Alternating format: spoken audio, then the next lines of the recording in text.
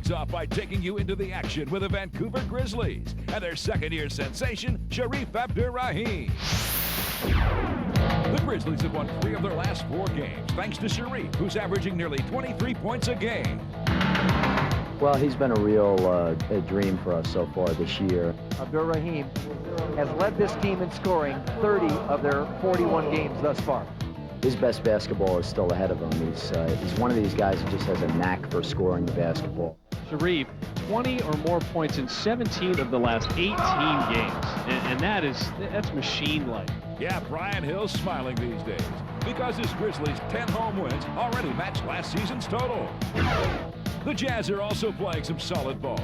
And in a rematch of last year's finals, Utah visited the Bulls, who'd won 17 straight home games. Jordan wheels around Hornacek and hits it over Ostertag despite the bump, and he comes to the line. Utah battled fiercely to stay in the game. He has to force it, and he hits it. Hornacek lets it go, way off. Malone puts it home, and he's fouled. Karl Malone's 35 points led Utah to a 7-point win.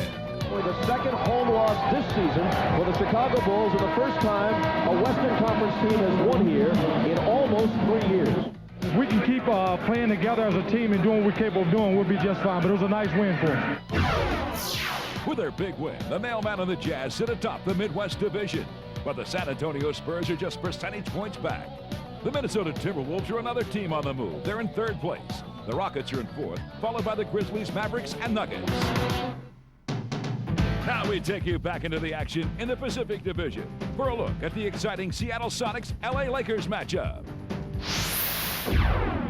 First place in the Pacific and the chance to coach the All-Star team were at stake when LA visited Vin Baker and the Sonics. I'm pumped up. I haven't been able to sleep for the last 2 days, so I'm ready to play. But so was Shaquille O'Neal and the rest of the LA Lakers, who got off to a quick start. Up the floor, they go inside to Kobe Bryant. But George Karl's crew showed their poise and experience as they climbed back into the game. Turns with a hook up and in, he's fouled, and he goes to the line. Come on, the Hawk for the 3, yes! It's a shootout at the moment. And Vin would supply the final shot as the Sonics remained in first place. Game over. The Sonics win. And George Karl will take his coaching staff to the All-Star game in New York City. The Blazers-Cavs game matched Lithuanian centers Arvydas Sabonis and Zydrunas Ilgauskas. He was everybody's idol. I follow him too, so I'm just happy to play against him in the NBA. The visiting Trailblazers jumped out to a 12-point halftime lead. But Mike Fratello's Cavaliers came roaring back in the second half. Danny Ferry to launch the tray, got it! Here come the Cavaliers. Brevin Knight with penetration. Short tip to rock the rim. This thrilling contest came down to one final play. Pop out over to Kenny. Kenny fakes, drives, fakes, shoots. Hits the buzzer! Kenny Anderson wins the game! With a 24-18 record, Kenny Anderson and the Blazers are in 4th place in the Pacific Division. The Sonics lead the way, followed by the Lakers and Suns. The Sacramento Kings are in 5th place, with the LA Clippers and Golden State Warriors rounding out the division. Time to log on to NBA.com for the final results of the McDonald's All-Star balloting. The Bulls' Michael Jordan headlines the Eastern Conference starters. MJ led all players in votes for a record 9th time in his career. Detroit's versatile forward Grant Hill will be starting his 4th consecutive All-Star game. He received the 2nd most votes in the league.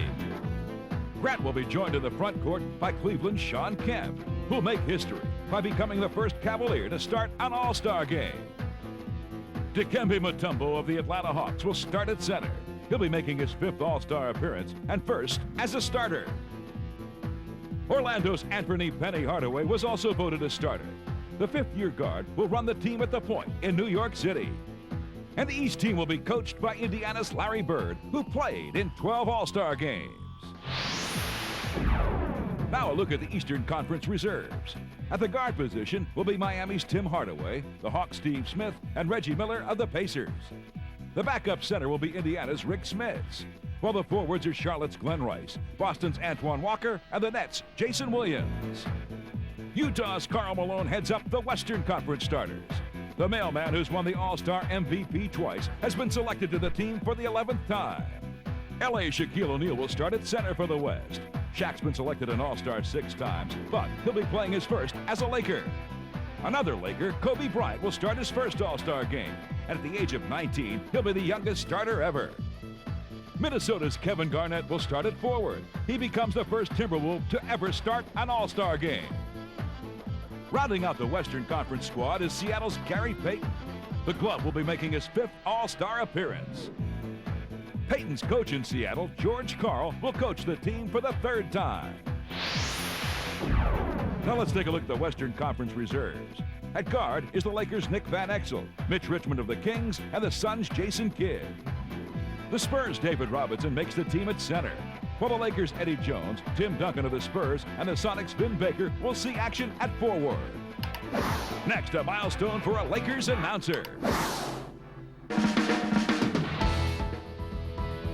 January the 19th, 1998. We come to you from the Great Western Forum in Inglewood, California. Chick Hearn was honored for announcing his 3,000th consecutive Lakers game. I think the word consecutively has to be applied to the number, because anybody could do 3,000 games over a period of years, but to do them without a miss, I think that's quite an achievement, and I'm very proud of it. And the player of the week is Jason Williams, who's been on fire of late.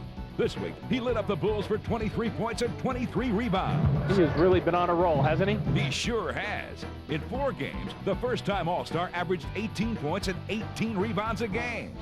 Jason's averaging 14 boards a game this year, 2nd best in the league. A lob for Jason Williams. He put it down. Now it's time for our viewer email. This week's question comes to us from Arūnas Nisvarbu of Kaunas, Lithuania. He wants to know how the legendary Michael Jordan fared in his first professional game. On October 26, 1984, MJ made his NBA debut as his Bulls defeated the Washington Bullets. Jordan scored 16 points, hitting 5 of 16 shots. Michael also had 7 assists and grabbed 6 rebounds. You may be seeing the birth of a superstar. Go to the net, NBA.com. Now let's get you back into the action in the Eastern Conference, where the New York Knicks are surviving without their injured superstar. Looking for their 3rd straight win, New York hosted Reggie Miller and the Pacers, and the Knicks came out running. 3-on-1 break. Stark speed, back pass to Larry Johnson. With Patrick Ewing out for the season, other Knicks have stepped up, and Larry Johnson led the way against the Pacers. Nice head fake from Johnson, goes to reverse side. We're a team that can beat anybody, or probably could get beaten by everybody if we don't bring it. So we really got to come out, play hard, and play together, and when we do that, we can play pretty good basketball. After beating Indiana, the Knicks moved on to Detroit, where Allen Houston was out to burn his former team. Houston unleashes a 3 and hits it.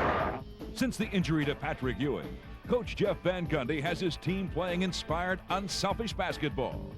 The Knicks now feature a balanced attack, with everyone contributing. Nice pass from Oakley to Starks. Childs, spin move against 2 defenders, connects off the glass. Here's Johnson. Count it, plus a foul. New York would beat the Pistons for their 4th win in a row, but had the streak snapped in their next game against Boston. They remain in 2nd place in the Atlantic Division, 2 games behind the Miami Heat. The New Jersey Nets are close behind the Knicks in 3rd place. The Washington Wizards are in 4th place, followed by Orlando, Boston, and Philadelphia. Now let's head back into the action in the Central, as the Chicago Bulls faced a tough matchup against the much-improved New Jersey Nets. Michael Jordan and the Bulls were after their 4th straight win, and right from the start, his airness was taking it to the Nets. Inside, outside, Michael Jordan, that's a poster. By the 4th quarter, Chicago led it by 13. Harper gets it ahead for Pippen. Numbers for Chicago. Look out. Scottie Pippen, so creative, going to the goal. But with just seconds to go, the Nets had a chance to force an overtime. Went to the banker and rims out. Cassell throws it up. He got it! With half a second remaining, Sam Cassell. But with the game tied in the extra session, the visiting Bulls would go for the win. He's got the lob. He missed the dunk. Caffey missed the jam. They will count the basket. Tommy Nunes says it counts. In Toronto, Doug Christie and the Raptors faced Stephon Marbury and the red-hot Minnesota Timberwolves, who would take an 18-point lead in the second half. Stephon Marbury. But Christie responded. Look at that. Oh, Christie off the glass into the line. Doug led Toronto's comeback, scoring 31 points. Doug Christie spinning in again, and Christie with the dunk. With his team down by 2 in crunch time, Christie delivered once again. Stoudemire has it. Christie again! Oh, my. And in overtime, Damon Stoudemire sealed the win that snapped the Wolves' 7-game winning streak. Stoudemire turning. Yes, again! Damon Stoudemire has done it again! That should do it! After beating Philadelphia, the Raptors have won a season-high 3 straight, but they're still at the bottom in a tough Central Division. Larry Bird's Indiana Pacers are on top, just barely ahead of the Chicago Bulls. The Hornets are clinging to 3rd place, followed close behind by the Cavaliers and the Hawks. Go to the net. NBA.com. 10, 9, All right, now it's time for the top 10 plays of the week in our courtside countdown. At number 10, it's Sam Cassell of the New Jersey Nets. Cassell makes his move. Spin on Rhodes. The finger roll. Sam Cassell may have just sealed it. Coming in at number 9, it's the Clippers' Brent Barry to Lamont Murray. Oh, no, nice pass. Man, Brent Barry. At 8, look at this pass from Minnesota Timberwolves guard Stephon Marbury. Marbury to Mitchell. Stephon Marbury over the head, over the shoulder. Coming in at number 7, it's Doug Christie of the Toronto Raptors. Christie behind the back. And the spectacular jam. Sweet move by Doug Christie.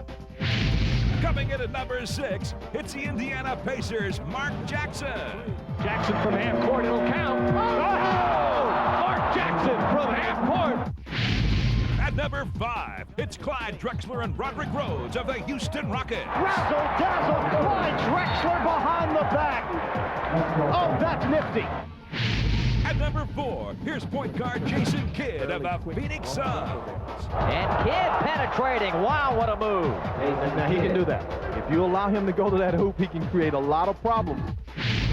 At number 3, it's Tony Delk of the Warriors. Too bad it didn't count. Dampier tough. And Tony Delk above everyone just ripped it down. I didn't know he could jump that high. In at number 2, it's the Detroit Pistons' Jerry Stackhouse. Stackhouse. Oh, what a move. Oh, great. Making a major bid to star on the play of the day tonight. Man, what a move. Yeah, that was nice. That was sweet. And the number 1 play of the week comes from the Bulls' Michael Jordan. Crossover. Oh, slam. Excuse me. I'm sorry. Oh, my God. Oh. Are you all right, C? That hurt me.